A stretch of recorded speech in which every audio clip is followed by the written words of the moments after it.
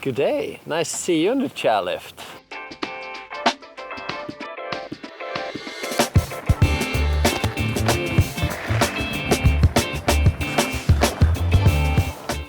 So let me answer some of your questions. Ooh, Rosie has a lot of questions here. Rosie Price. She says, favorite food? Spicy Asian. Do you have a favorite movie? No.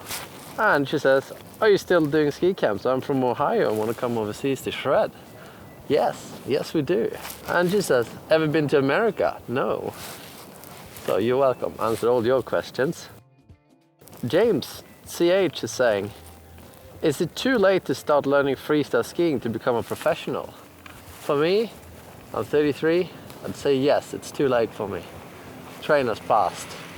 For you, if you're 7 years old and you get the opportunity to shred all the time is right to go for it, I think.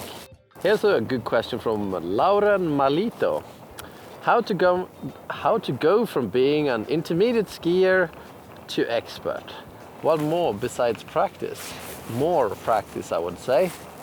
I guess you're talking about ski technique here and intermediate. What does that even mean? For me, that means like you can ish carve, but with a bad technique, you can't really push it down a black slope like ski fast, carve hard.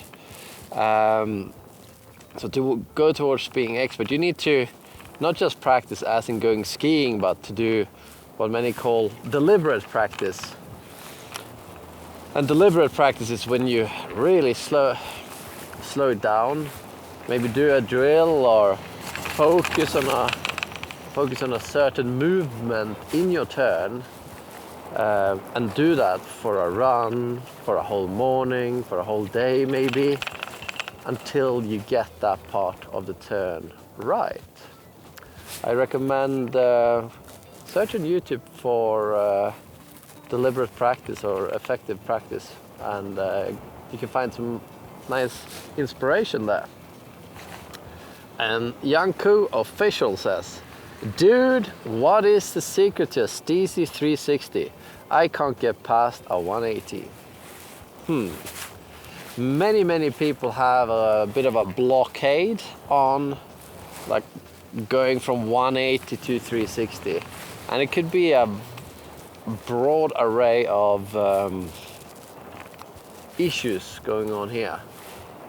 But something I like to do with people is to make them pop a 180 and 360s in the ski boots, and then with skis, imagine you're skiing at like walking speed on a flat slope, super flat slope, and then pop a 180, pull in your arms, and then land, and you just keep skidding around to a 360 as you look over the shoulder. That way you can kind of get used to that scary feeling of going from a 180 to a 360.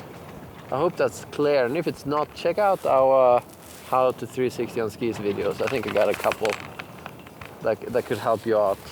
Robbie Foston asks, how should you position your weight for park skiing? More weight forward, question mark.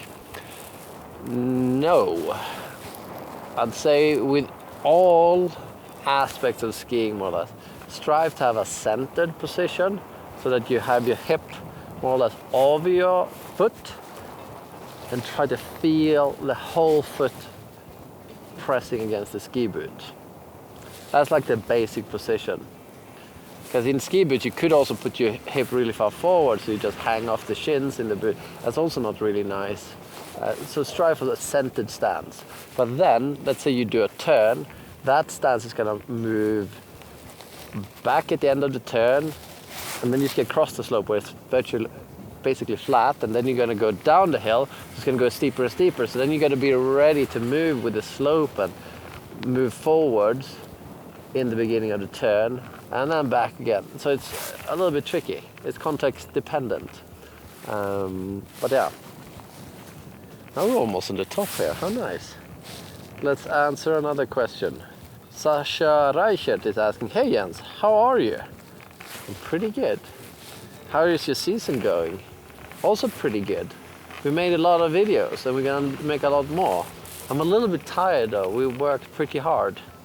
But all in all, we're off on a good start. Let's go for those ski, man.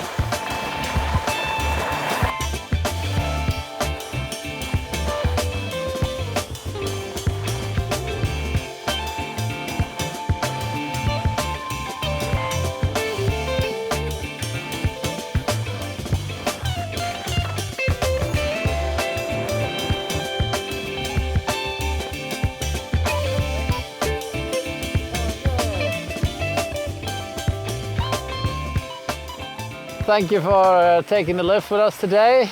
See you in the next one. Ciao.